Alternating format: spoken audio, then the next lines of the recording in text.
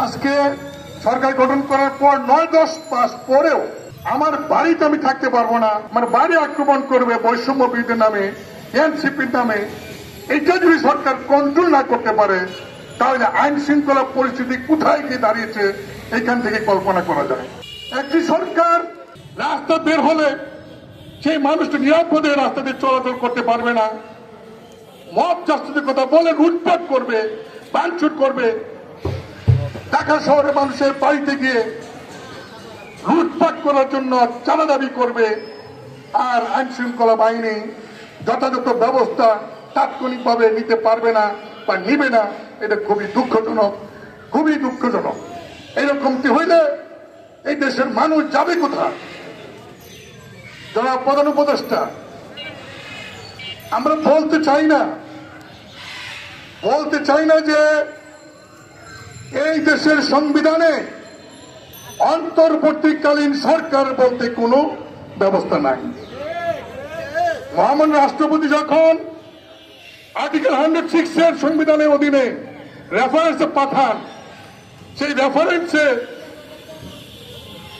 যে প্রতিবেদন দেওয়া হয়েছে সেইখানে লেখা আছে যে বাংলাদেশের সংবিধানে অন্তর্বর্তীকালীন সরকার ব্যবস্থা বলতে কোনো কিছু নাই। বাংলাদেশের সুপ্রিম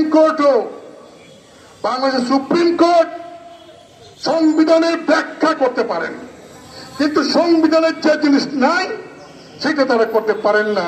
যার ফলে সেই রেফারেন্সে লেখা আছে, রাষ্ট্রপতিকে তারা বলেছেন যে সংবিধানে অন্তর্বর্তীকালীন সরকারের কোন বিধি নাই। তাই মহামান্য রাষ্ট্রপতি প্রশাসন পরিচালনা করার জন্য অন্তর্বর্তী ব্যবস্থা হিসাবে রাষ্ট্রপতি উপদেষ্টা এবং প্রধান উপদেষ্টা নিয়োগ দিতে পারবেন, নট অন্তর্বর্তীকালীন সরকারের উপদেষ্টা এবং প্রধান উপদেষ্টা।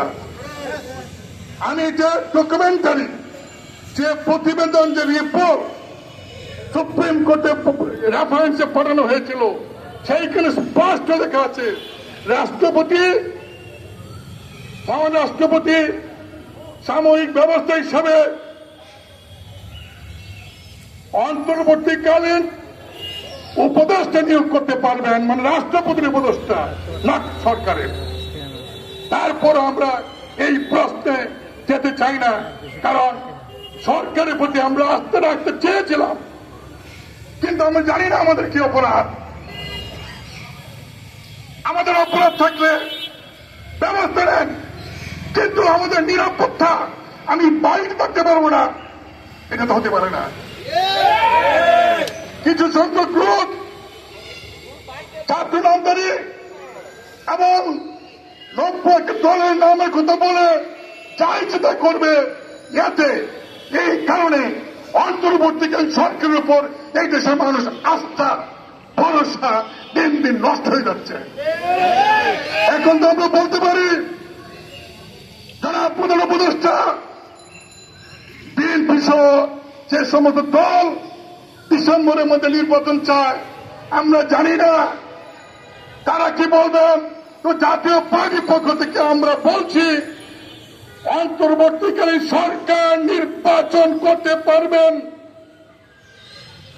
একটি ফেয়ার নির্বাচন, সে আশা ভরসা, সে আস্থা অন্তত জাতীয় পার্টির নাই।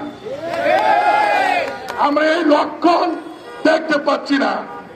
তাই বলবো, অন্তর্বর্তী সরকার, আপনারা যদি সত্যি এই দেশে একটি অর্থব নির্বাচন, যদি এই দেশে একটি ভালো সুষ্ঠু দল নিরপেক্ষ ভাবে নির্বাচনের ব্যবস্থা আপনারা করতে চান, তাহলে যারা আইন শৃঙ্খলা পরিস্থিতির অবনতি করছে, যারা মব জাস্টিস করছে, যারা মানুষের ব্যক্তিগতভাবে বাড়িতে চাঁদা যাচ্ছে, আক্রমণ করছে, তাদের বিরুদ্ধে কঠোর ব্যবস্থা নিয়ে প্রমাণ করুন যে আপনারা নিরপেক্ষ সরকার।